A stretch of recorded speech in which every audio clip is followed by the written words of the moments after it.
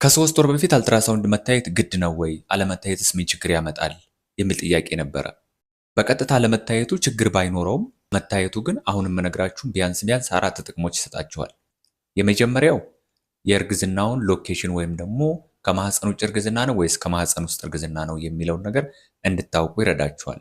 በእርግጥ ከአንዳንድ ምልክቶች ጋር ተመሳስሎባችሁ ጊዜ እንዳያልፍባችሁ ነው እንጂ ከማህፀን ውጭ እርግዝና ካለ የራሱ የሆኑ ምልክቶች አሉት። ሁለተኛው የሚሰጣችሁ ጥቅም ደግሞ እርግዝናው አንድ ነው፣ መንታ ነው፣ ከዚያ በላይ ነው የሚሉትን ነገሮች በሰዓቱ ለማወቅ ይጠቅማችኋል ማለት ነው።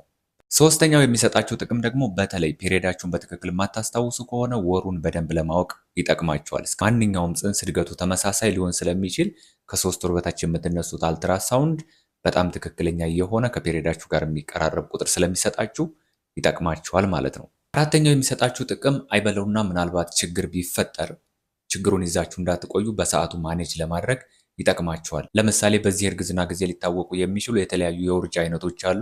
አንዳንድ ጊዜ ከረጢቱ ውሃ ብቻ ቋጥሮ ሊቀጥል ይችላል። አንዳንድ ጊዜ ደግሞ የልብ ምቱ ጠፍቶ እንደዚሁ እርግዝናው የሚቆይበት ሁኔታ ስላለ በሰዓቱ ማኔጅ ለማድረግ ይጠቅማችኋል ማለት ነው።